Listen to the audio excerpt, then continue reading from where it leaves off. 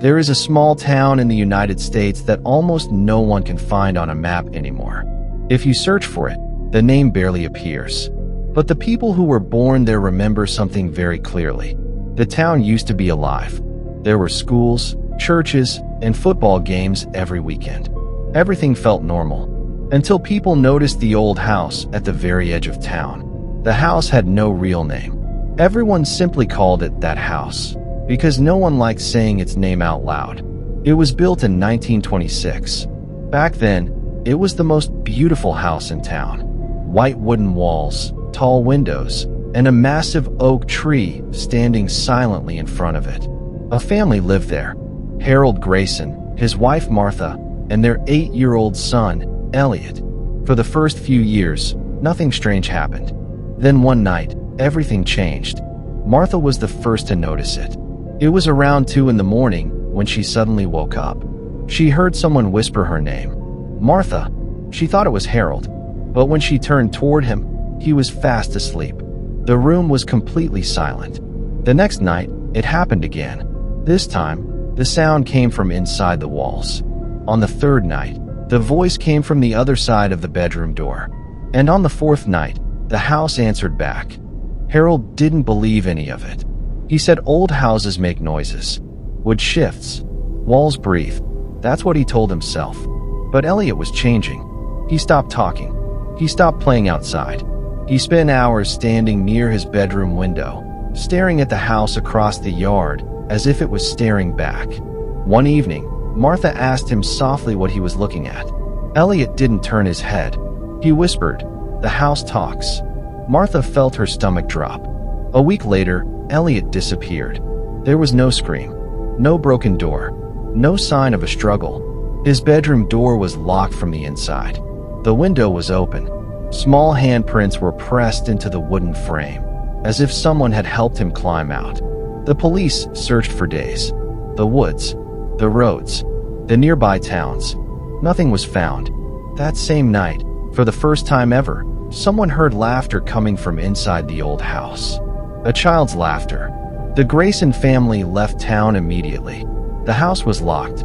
Boards were nailed across the windows, but no lock ever stayed closed for long. People would pass by and notice the front door standing open again.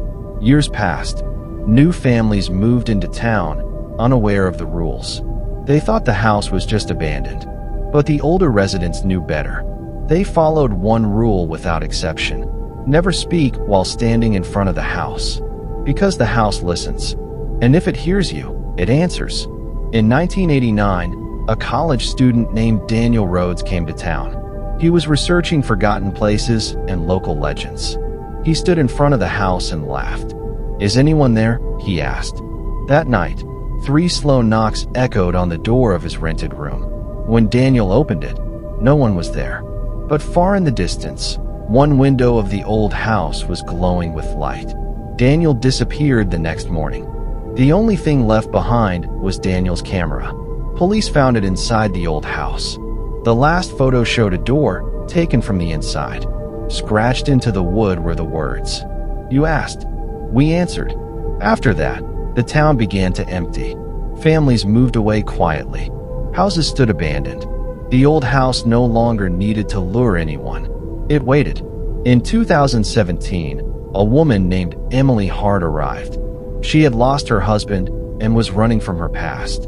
Lonely people always felt drawn to the town, and the house loved lonely people. The first night, Emily heard noises. The second night, someone whispered her name. On the third night, she made a mistake. She whispered back, "Who's there?" The temperature dropped instantly. The walls whispered in return, "Thank you." Emily never made another phone call. 3 days later, police forced open the door of her home. She was gone, but the house was full. Laughter, crying, whispers, breathing, all at once. Sounds came from inside the walls. One officer noticed something carved into the wood. A new name, Emily Hart. The house was no longer empty. It was complete, or so it seemed. Today, the house still stands. No one lives near it anymore. At night, if you listen carefully, you can hear voices calling names. Sometimes they sound familiar. Sometimes They sound like someone you know. People say the house doesn't hunt. It waits. It listens. And it remembers. If you ever find yourself in a quiet town and you see an old house at the edge of the road, remember one thing. Never speak to it. Never ask questions. Because the moment you do, the house will answer. And once it answers, it never forgets your voice. So if tonight you hear someone whisper your name, make sure you don't answer back. Because the house is still listening. And it's always waiting.